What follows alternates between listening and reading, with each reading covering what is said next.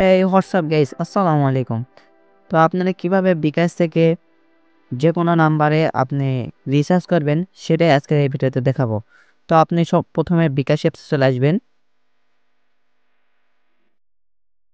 দেন বিকাশ অ্যাপসে আসার পর এখানে দেখতে পাবেন যে মোবাইল রিচার্জ। দেন মোবাইল রিচার্জে ক্লিক দিবেন।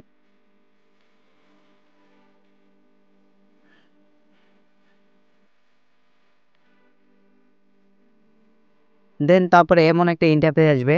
তো এখান থেকে আপনারা যদি প্রতি মাসে যে কোনো একটা রিচার্জের পে আউট করতে চান তাহলে অটো পে দিবেন। তারপরে যে কোনো অফার নিতে এখানে ক্লিক দিবেন। অটো রিচার্জ নিতে এখানে দিবেন। তো আমি অটো রিচার্জ নেব না, তো আমি এখানে রিচার্জ করব। তো এখান থেকে আপনারা আপনাদের নাম্বারটা দিবেন। তো আমি আমার নাম্বারটা দিচ্ছি।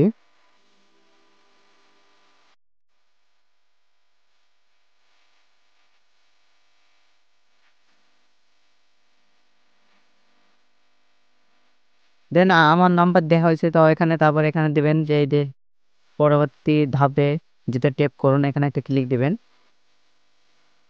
দেন এখানে দেখতে পাচ্ছেন এয়ারটেল, বাংলালিংক, গ্রামীণ, স্কোটো, টেলিটক, রবি, আপনার যেটা বিভিন্ন রকম আছে। তো আপনার যে সিম সেই সিমে একটা ক্লিক দিবেন। দেন দেওয়ার পর এখানে আপনারা অ্যামাউন্টটা দিবেন।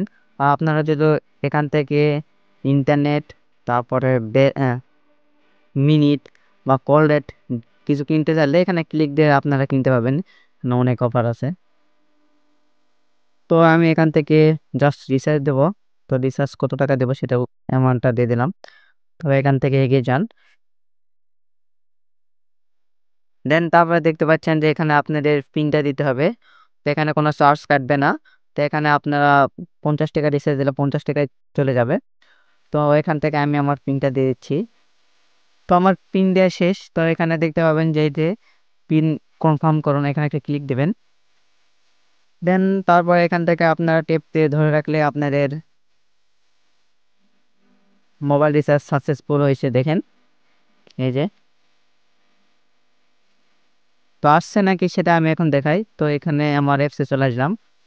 তো অ্যাপসে আসার পর এতে দেখতে পাচ্ছেন যে আমার এই যে 50 টাকা রিচার্জ চলে আসছে। তো এইভাবে আপনারা আপনার যে কোনো নাম্বারে রিচার্জ করে নিতে পারেন। তো নেক্সট কোনো ভিডিওতে দেখা হচ্ছে। আল্লাহ হাফিজ।